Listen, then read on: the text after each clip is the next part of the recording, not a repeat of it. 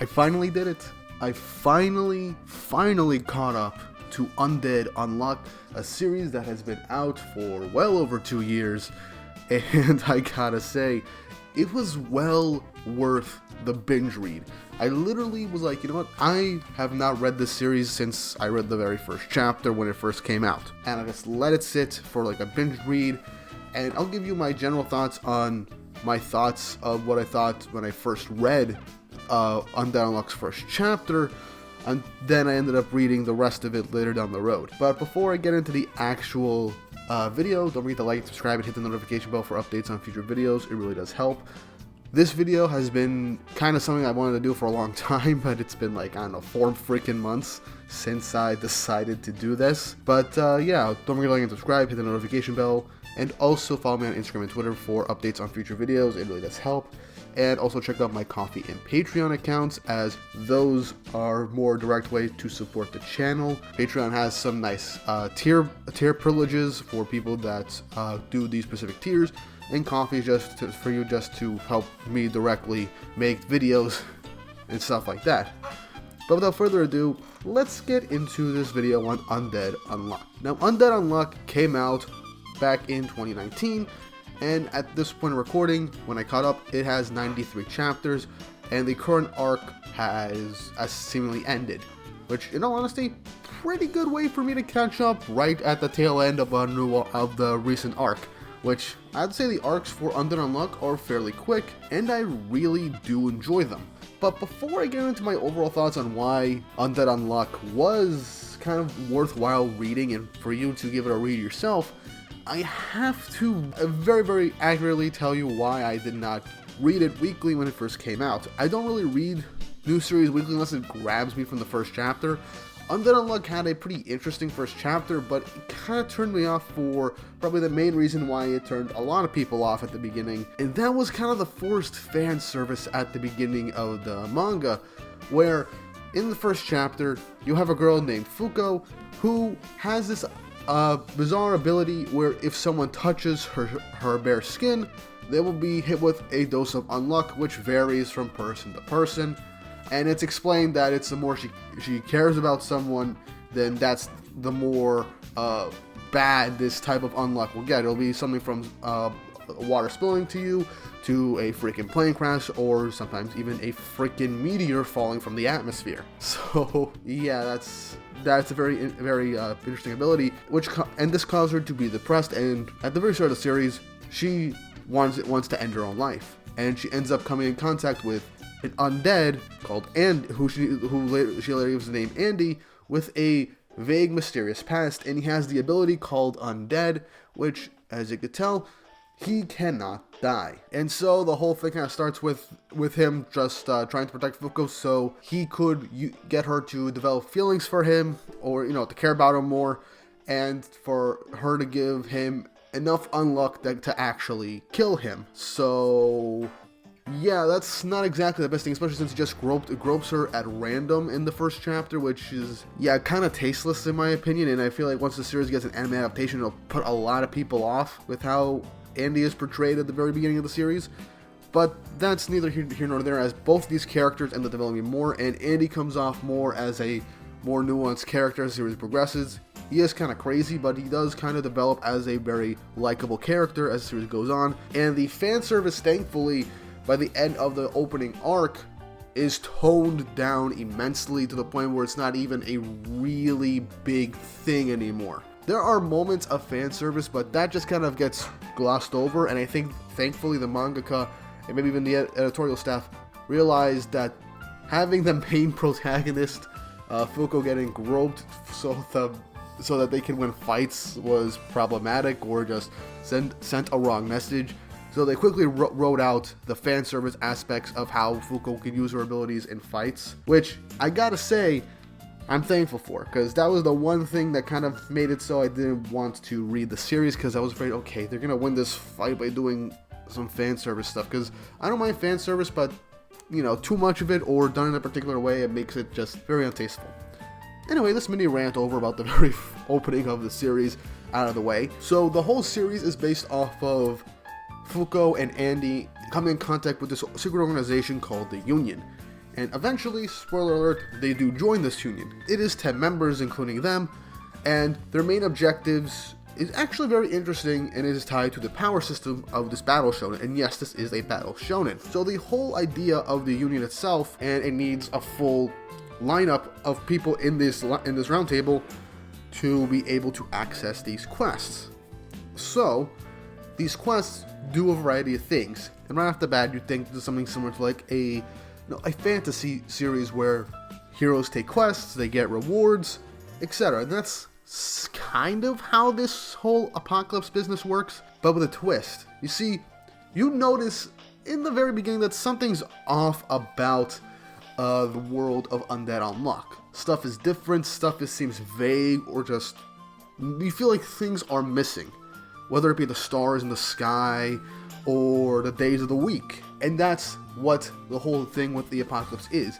There are rules and concepts like winter, spring, like the seasons, the concepts of the seasons, the days of the week, the rules of being burnt, stuff that spoils, even to an extent death itself, or even the freaking galaxy as a whole. That stuff, they're called UMAs, like unidentified monstrous creatures. I forgot the acronym, what the full acronym is, but they're called UMAs. And a lot of these quests focus on the Union trying to battle and capture these UMAs to fulfill these quests. And these quests have rewards, like the location of another character with a particular power, or essentially gaining a new seat at the round table, or just a location of another UMA, etc., etc.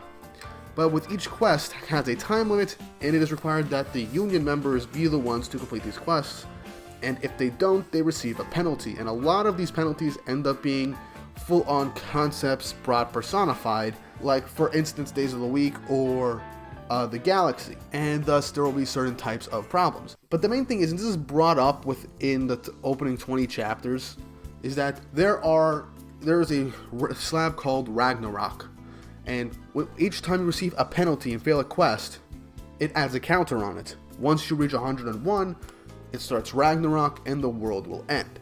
And so the duty of the Union is to fulfill these quests and prolong Ragnarok as much as possible. And it's about time I get into the characters, which it has a wide variety of characters on Undead Unluck, and it has surprisingly good writing when I first started getting into it, because I didn't think there was going to be too much to it. I thought from the opening chapter, I thought it was going to be something that would be quickly axed, but it soon became something really good. The power system, aside from how these quests work and these concepts, which are, or the rules that are personified as actual monstrous creatures, the main characters, the humans that have these abilities, they're called negators. And the whole concept, or the whole theme of the negators, is that a concept or a rule of reality of the world, these negators can negate them. Whether it be Undead, who, by his name, Undead, he can't die. Anything related to death, to him, he cannot die, and he'll just instantly regenerate, like almost instantaneously or within a few seconds. Fuko is the same. She basically negates luck.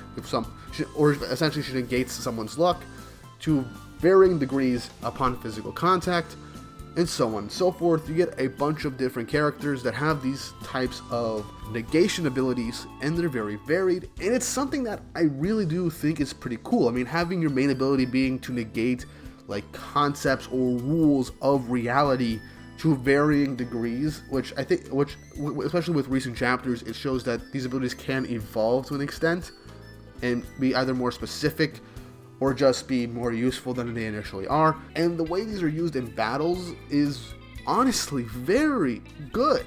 And that's what makes a lot of these fights in Undead Unluck very intriguing and very worthwhile, as the different combinations of abilities, which seem very limited, ends up being the crux of this whole power system and the battles in this series in general. Andy's ability is regeneration, pretty much, where anything related to death to him would instantly heal him, but he uses that hyper regeneration and uses it as a type of weapon, whether it be weaponizing his actual blood or using his fingers to instantly regenerate after biting it to the point where it would seem like, a lethal bleeding out blow, to be used as a bullet. And it's honestly very creative. I would not expect a series to be like this, where the whole idea of the power system is literally negating rules of reality. And this plays into how these quests work as well, because, okay, you think that these characters can just negate rules of reality, but how are they going to fight these creatures that are basically rules and concepts of reality themselves that don't apply to them? Despite them being human, there's going to be some limitations, and yeah, there are, which is why I forgot to mention that some of the rewards for these quests are these things called artifacts, and each of them have a variety of abilities that can be used in battle and are very effective against not just negators for the most part, but also against Umas. So one of the main reasons why you want to complete these quests, the rewards, is to get these artifacts that vary in abilities and can help you battle these Umas and complete quests more efficiently. Combine those the right way with your own negator abilities, and you have a pretty solid strategy that could end up working very well.